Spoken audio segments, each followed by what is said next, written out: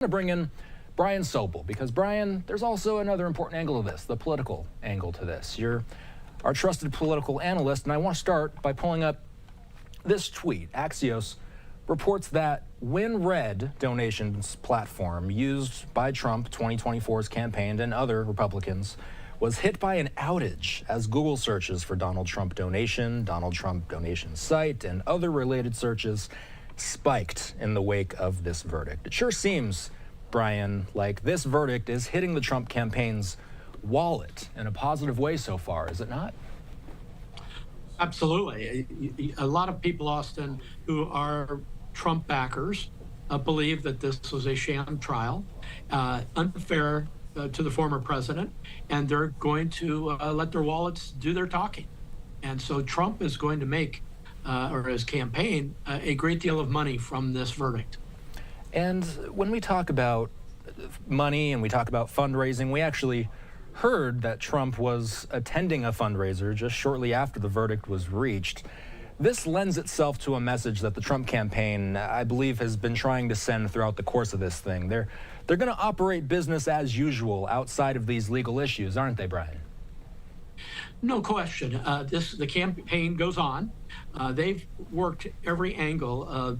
The defense has, the Donald Trump team, has worked every angle about how you move ahead in a campaign with this as a backdrop. The fact that he's been convicted, he's a convicted felon now. You know, everything from can he vote to how does he run for the presidency with this as a backdrop. The fact that the sentencing on July 11 comes right before the Republican convention in Milwaukee, right after that, and the presidential debates, how those debates will change things in the eyes of Americans. So we are a ways away from the November election, but I think the Trump team has probably gamed this pretty well, knowing that there was every chance he was going to be convicted today. Yeah, let's get a little more into what you were just talking about. Trump's sentencing hearing is set for July 11th, which will come just 4 days before the Republican National Convention. Do you see this having any implications? Maybe the better question is, what kind of implications does this have in Milwaukee? For a lot of Americans who either support Donald Trump or who don't think that this trial rose to the level that it should have to produce this outcome, I think this is going to fortify their position about the former president. I also think those debates, Austin, are really important because they will show these two people on the stage going at it, you know, one-on-one, and this will reinforce either the position of Trump that Biden is not a credible candidate any longer, or if Biden does well, hey, you know, that may convince some people as well. So there's all these milestones now between now and the election, which we're going to be following very, very closely. How do you feel the Biden camp will change their campaign calculus, to put it, in light of this verdict? How do you think it changes the way that they look at things like the debate, per se? Well, we won't know how they're going to change it until after they do some thorough polling around the United States, because these campaigns don't do anything without knowing what they believe the American people are thinking. So I think once the Biden campaign ascertains how people feel about this conviction, you will see convictions. You will see how the Biden campaign will change whatever their messaging is. There's a number of Trump legal hurdles that we've been reporting on now for quite some time. This is just one of them. What other legal hurdles are there in the coming months and the coming years, and how could they impact November?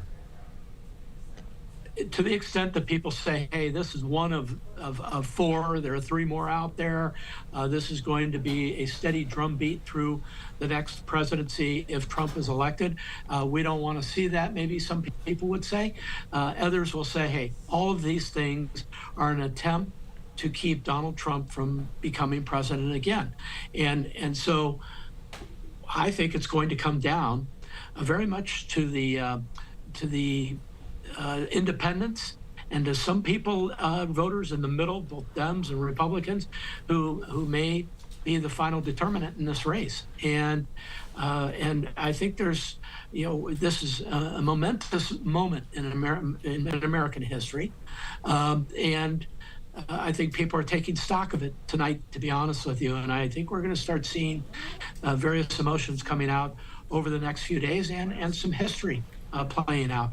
If we go back in time, and I like to do that on occasion, this was probably very similar at some juncture to the Richard Nixon situation. Nixon was going to be quite probably convicted of crimes related to Watergate. And he took the decision to resign, and Gerald Ford then pardoned him. And it probably cost Ford his election. But it was a precedent in the sense that, there was a former president who was in as much trouble, perhaps one could say, as the former President Donald Trump at this point, although now Donald Trump has been convicted. That's different than Richard Nixon. He got out of the way before anything more serious could occur, but it was heading down the same pathway. And I even like to laugh and say, Donald Trump, if he were campaigning from jail or prison, would not be the first presidential candidate to have done that.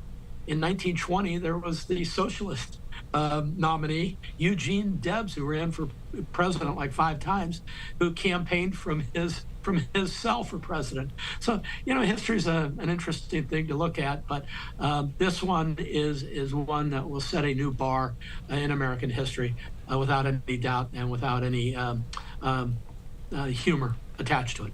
We were talking at the top about some of the positive impacts, at least from a financial perspective, that this is having on the Trump campaign.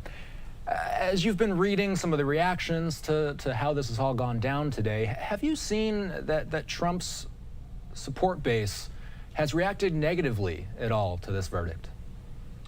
Not yet. And I think it's important to remember that we probably won't know whether the president gets a bounce, as it were, in the polls based on this conviction until some of that polling is done over the next few days. But so far, the early returns are that a lot of people who support Donald Trump sort of knew he was going to be convicted. I mean, they held out hope that the jury of 12 in New York would find him innocent, but I think they pretty well figured this was the outcome, and they had braced themselves for what that meant. And going back to the top of our conversation, I think the Trump campaign felt the same thing. Trump has survived countless scandals at this point. I think I know the answer to this question, considering what we've already discussed, but do you see him surviving a felony conviction? Everything is possible with Donald Trump. He's a political magician, and he has been able to survive countless accusations, and he keeps moving. And the reason why he does that is his base is incredibly solid. And I've said it before, if there was any other candidate who was going to be the Democrat nominee, I think Donald Trump would be in terrible trouble. But the fact that it's Joe Biden who is still the candidate, I think gives a lot of people on the Republican side of the aisle hope that Americans, even if they have disagreements and believe Donald Trump did things wrong, that he's better than the alternative. That's where I think we are tonight. The Hunter Biden trial starting just next week in Los Angeles. Do you see that garnering as much attention as this Trump trial did? To some extent. I think it's going to be a trial that's watched because it has implications really for his father. And one of the things that, one considers after watching the events today is this is not a good thing for America, obviously, but it's not a good thing for Republicans, Democrats, or all Americans. This isn't a banana republic. This isn't where you're putting presidents away and accusing others of things. Now, Donald Trump has to own up to whatever he has been accused of and been convicted of, but you can see a scenario rolling out in the future where, okay, the next person that's going to be under the microscope is President Joe Biden, and then what happens if somehow he's accused in criminal court of something? And, is this going to be a recurring pattern for the next generation in America? I think all of us say, please, no, it can't be that. And we've been hearing from so many of our legal analysts today expressing somewhat of a concern that this has opened somewhat of a Pandora's box. Last thing I want to ask you before we go here, Brian, where does this story take you from here? What are you looking ahead to? What do you have your eye on in the immediate weeks ahead? Well, one thing was looking at the courtroom today. In an extreme circumstance, the judge could have remanded Donald Trump to jail. As one legal analyst told me, and very high-profile person, the judge is God in some respects. And so that was sort of the first hurdle. And then I'm going to be looking at July 11th, the day he is sentenced. And what is he sentenced to do? Is it jail time? Is it probation? What is the sentence going to be? And then, of course, on to the debates.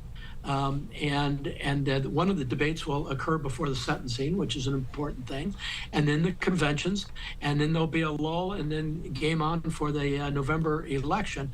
But the thread running through all of that is really, what is the disposition of Donald Trump legally and with respect to his freedom?